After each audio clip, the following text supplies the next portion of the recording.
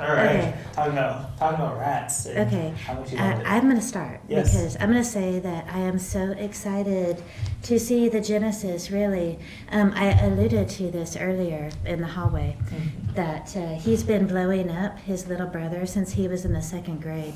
And it's been remarkable to see his process and progress all throughout time, from being a little boy who has always been obsessed with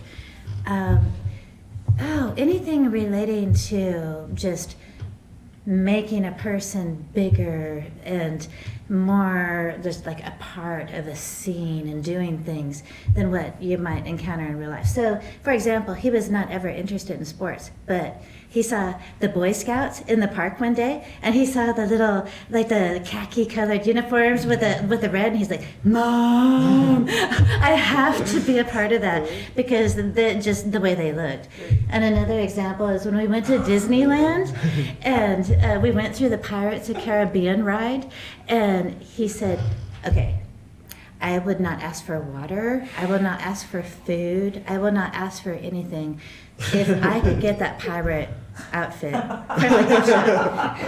the big hat and the feathers and everything. Like, that was everything. He wanted that pirate outfit, and he wore that thing until he grew out of it, and then he wore half of it. And so, from a very, very young age, it was just very much instilled in him that just the character development and everything, just how he sees the world.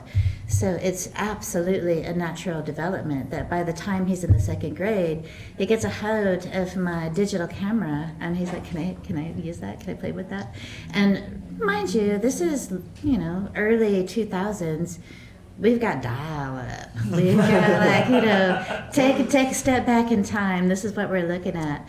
And Windows Movie Maker, and this is comes with it. And he's a wee lad, and he's like, "I need to do this." Like, he just always was interested. He's building scripts, and I'm like, I don't know what he's doing, but he's up to something. And then he get all his little friends over. He's like, "Mom, I need to borrow your digital camera," and so he would borrow it. And then it was like herding cats, getting all these little kids, because it's like hee hee hee hee. All these little boys like, "Okay, come on, why don't you guys go do this thing?" And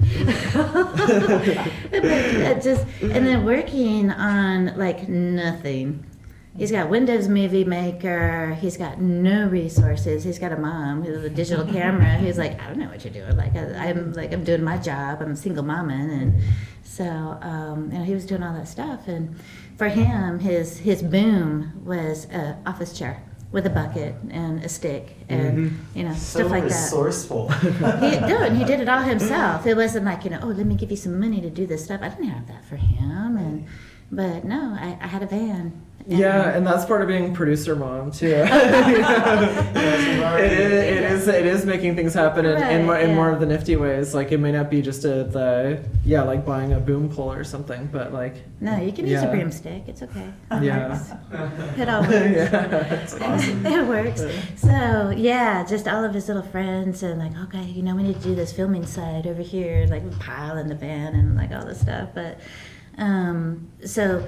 You fast forward to today, as he had learned from a very young age to be working with these monolithic kind of ancient programs and blowing up his brother, because he's taking the digital camera, he's uploading it, and then he's figuring out all of the special effects.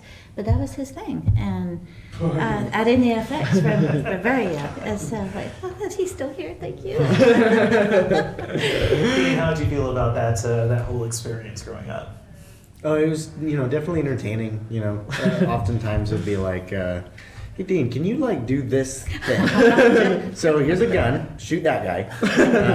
And it's a toy gun, of course. I'll tell you when. It's like, cool, great, all right, love to see it. The Nerf guns, the next thing you know, you see the final version of it, the Nerf gun, and then the guy's head is blown off. And you're like, oh. Carl, is the grenade speaker story tellable? Yeah, that it was is. pretty funny. I mean, you were there, so you should tell that.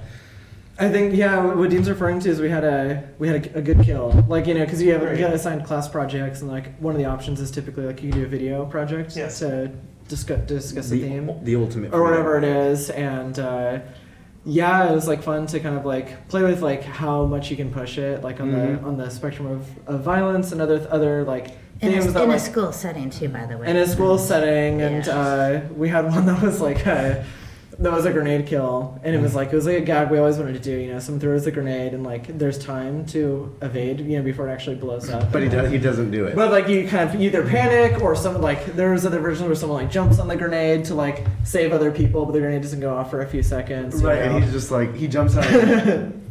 And then he starts to get up, and then it blows up. Yeah, we were into those gags. But yeah, we did like a presentation at the school and like completely blew out the speakers from the grenade sound effect being turned up. Like you use the gain filter and like add like 50 gain, so it's way out of bounds. It's just static. That just ended. And the speakers are just done. They don't work anymore. But it's the last scene, so you can get away with it. Right. Yeah. Nobody else presents for the rest of the day. Yeah, they're not going to make a child pay for new speakers. It's just. Yeah. It is what it is. That's funny. I feel like there is a film, a part of his history called Bully. Yeah. Have you seen it? I've not seen it, but I'm going to after this. I don't think you can find it. It doesn't. I will search high and low on the internet. It's on YouTube, KSFRY68. Yeah, that one's still on out there. YouTube, Oh, is it? Bully. It's out there. Great. Tell me about your experience with that film and his history. The Bully, yeah, that was actually the first foray into really pulling that herd of cats together and all of the different scenes that were involved. And literally, he did it all himself. And Wow. just so it's super rudimentary, but you got to imagine too. This is the mind of like what were you 8? So Tell them what the movie's about. Tell them. Yeah, the plot is. The plot of Bully. Yeah. Yeah, I mean, like there are like a there are some proto rats elements in terms of like the ensemble with kind of like building up to a climactic end in a similar way. Like they have this character, he's being bullied at school, and he's encouraged by a teacher to kind of defend himself, and he takes that like a little too literally. And like he ends up in this fight with these bullies and kills a bully, and then the bullies come and kill him, and then he comes back to life. He's resurrected for whatever reason, and has like the rest of the movie is like a revenge flick, kind of like on the people who tormented him in his life. But he always had this loving mother who was played by my mom.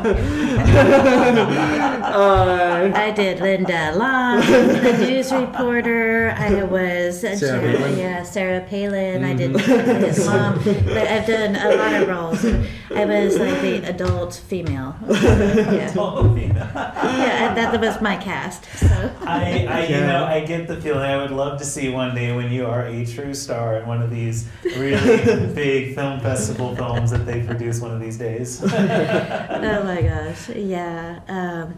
But Bully, yeah, it was pretty fantastic. But to see how it started out there, because we're talking about the booms and just all of these like I don't know, prehistoric methods that he was coming up with. Like, whatever works. It just, like, he was doing it.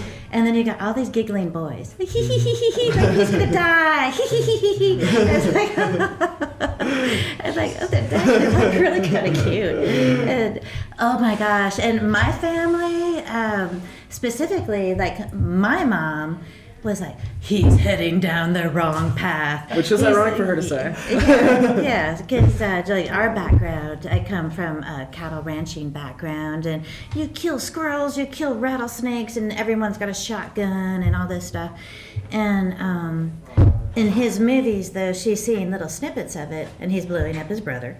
And she's like, I don't think he even understands or appreciates the value of life. So he needs to come up with me to my ranch, and I'm going to show him the value of life. Training animals. So, yeah, I'm going to show him what it's really like to shoot an animal, and just to see just the realness in it. Like, and also to drown them, yeah. Yeah, Okay. I don't think he understands the realness of death that he's portraying. So she like super went deep on it. I'm like, he's special effects. He's a master. Yeah, she went deep on it, and so then she called them up for a weekend. And like, you could speak to that because you were there. No, that was pretty intense because It is funny, like we talk about it now, like the drowning pond has, it's like acknowledged. I feel like when we're young kids, like you don't really talk about the drowning pond. But like now it's kind of like, it's just on the table. You show up and she's like cackling, she's got a story, she's like, the electrician showed up today unannounced. I have all these dead animals that I've drowned and they're still floating in the pool. And so the electrician, she's like looking through the blinds, like, what, are they gonna see it? And then she's like, no, I think we're clear. And then, oh God!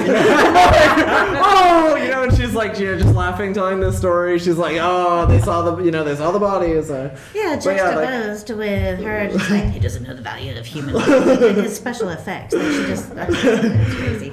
It was. I forgot about the repercussion of the film. Yeah, we had this whole death trip. We had a death themed weekend, and it was like shotgun in the truck. And, oh yeah, you'd be like, she doesn't tell you where you're going. You're just like driving, and then it's like full brakes.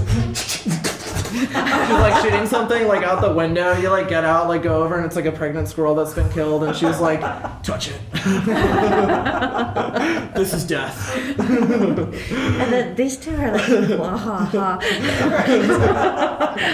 Yeah, Dean especially, like when because Dean was like, this is awesome, and she's like, yeah. She's like, you want to kill someone. Yeah. The theme of like Death Weekend like totally switched into just like fun, because it's a boy thing. It's not actually like that dark. Like shooting a squirrel or whatever is like all boys like at a young age are like think that's cool.